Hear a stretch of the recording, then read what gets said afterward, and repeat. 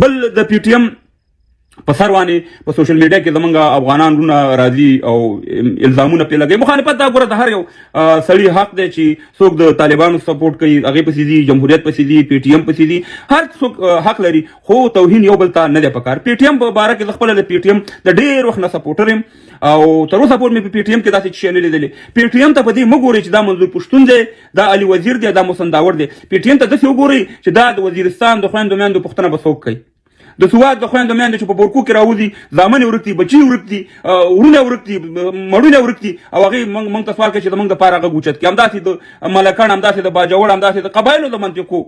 نو د هغې اواز دی افغانان ورونو، دا د منظور پښتون سره هم که اختلاف وي، که علي وزیر سره وي، که محسن داور سره هغه په خپل ځای، مګر په دې دغه وګوره چې دغه مظلومانو پوښتنه به څوک کوي. او دا د پی ټي ایم په وجه باندې ګوره چې دا جوړ شو د کمې ورځې نه. ګورئ یو ښځې به خپل مېړه ته په ټلیفون کې نشو ویلی چې آی، مګر په هماغه پېښور کې، په هماغه پښتونخوا کې، په هماغه پاکستان کې همدغه پی ټي ایم ودرېدو او د پاکستان پوځ ته ویلې چې جنرالانو کرنیلا چې ایج دهشتګرد اس کې پیچھے ور دی ہے. ګوره یو جرأت ځوانانو ته ورکړو، لر او بر افغانان سره یو بل سره کار. یعنې زمونږ ډېر ښکته پښتانه چې د هغې نه افغانیت تللي، د افغانیت نه نو خبر، د خپل تاریخ نه نو خبر، د خپل ملي بیرغ، د خپل لوی افغانستان دغه نه نو خبر، همدا پی ټي ایم چې دا ټول سره راغونډ کړه. ګورئ ورونو، دا پی ټي ایم چې موږ په اروپا کې موږ افغانانو ډېرې هلې ځلې وکړې، خپله ډېرې مظاهرې موږ وکړې، موږ تاسې ډېره انرژي د دې لپاره وکړه، خو موږ د پی ټي ایم په وجه باندې ګوره افغانان راغونډ شو، مظاهرې وکړې، خپل د حق غوښتلو یو لاره اختیار کړه. نو ولې موږ پی ټي ایم کې نن هم زه پکې غلط یو شی وینم او زه ګورم چې یاره دا د پاکستان استخباراتو ته کار کوي، بل شي ته کار کوي، اولنی سړی به زه یم چې دلته به راځم د پی ټي ایم په خلاف به ویډیو کوم.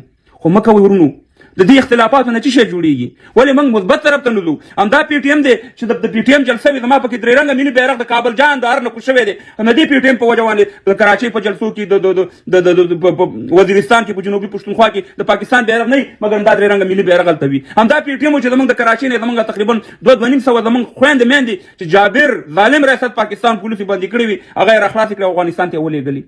ورونو تاسې د پی ټي ایم نه څه دغه کوئ چې دا ټوپک راوالي او مسلح جنګ شروع کړي؟ خو موږ خو دغه شل کال جمهوریت ته ویلې چې څه سره پاکستان کوي، څه رقم لوبه سره کوي، هغه رقم لوبه ورسره ته وکړه. څه دا درته خلک ټرېننګ کوي، هر شی درته کوي، خو ته هم داسې خلک ټرېننګ کوه اوسې مهربانه. نو پی ټي ایم خو وروره اوس هغه جمهوریت هم ختم شو. اشرف غني صاحب یو ټویټ وکړو، په پاکستان باندې به اور ولګېدو. که چېرته جمهوریت دې خلکو سره کومک کړی، دا خلک مجبوره دي چې ورو د آدمي تشدد ته بیا لاړ شي، مګر اوس یې ټیم نه دی. هلته شپږ نیم لکه 7 لکه پوځ لري پاکستان، مدرسو کې خلک ټرېننګ کړي دي، نور ټرېننګ دی. یعنې پی ټي ایم داسې نشي کولی چې دواره ټوپک، موږ 15 کاله ټوپک راواغستو، موږ څه شی وکړو؟ خو وطن هم وران کړو، خپل مکتب، خپل شفاخانې، خپل سړکونه، خپل وطن هم تباه او برباد کړو. نو دا کومه لاره چې دا هغه لاره ده کله چې بنګلاديش کې دا مومنټ شروع شو، دا امقه لاره باندې دا روان دي.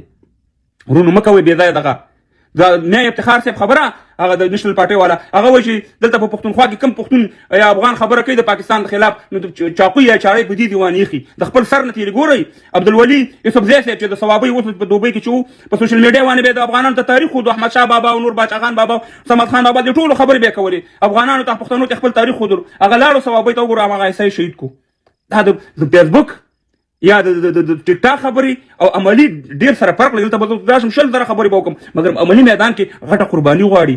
باید موږ او تاسې د دغه کونډې یتیمانو هغه بچیانې چې ورک دي، هغه ګوره سور وورو په پښتونخوا کې همدا پی ټي ایم چې پیدا شو، ګورئ دغه ورک شو، دومره کسان هم نه وژل کېږي، دومره کسان هم نه ورک کېږي، دومره کسان وژني، ځکه چې د پی ټي ایم په وجه باندې دغه تعداد کم شو. او خپله علي وزیر د خپل کور نه 18 جنازې ورکړي. ورونو ولې کوو؟ راځئ چې اتفاق او اتحاد ته کار وکړو.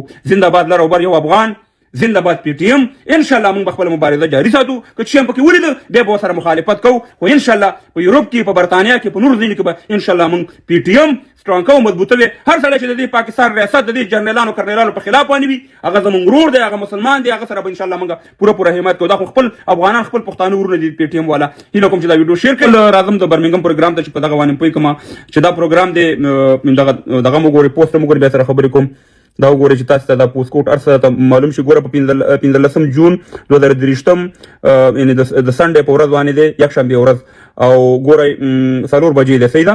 او ایندا دی وګوره صالح حال روډ بای برمنګم، پوسټ کوډ چې دی B11 3AF نو دا پوسټ کوډ دی او دا مکمل ادرس په دې کې دی دلته به ما پاس ورکړی می نو هیله دا ده د پی ټی ایم د ټولو مرګړو نه چې په برتانیا کې سیاسي راشي د غونډې لا ټول افغانان به ورته راځي مشر به د برمنګم یا یو البته یو کمیونټي او دغه به بورډ به جوړیږي او به انتخابات ولر راځي خو یو خبر یاد ساتئ چې چا د پی ټی ایم ممبرشپ نه کړي ممبرشپ یې وکړي ځکه ووټ هغه سړی ورکولی شي چې چا ممبرشپ کړي راتلې ټول افغانان شي د پی ټی ایم سپورټ کولی شي مګر د ووټ هغه سړی حقدار دی هغه به ووټ ورکوي هغه د هر یو ښار وي چې هغه ممبرشپ کړی او د برمنګم دپاره به یو مشر او نور کسان مقرریږي تقریبا 6 کسان به مقرریږي او دا کار به په ټول د انګلند په ټولو ښارونو کې کېږي انشاءالله موږ به پی ټی ایم نور مضبوطو او انشاءالله هیله همدا ده چې تاسو دې پروګرام ته ضرور راشئ نور اختلافات ونه کوي او د برمنګم دغه ته بیا راشي غونډې ته په 15 د جون 2023 څلور بجې په صالحال روډ کې ما ادرس ورکو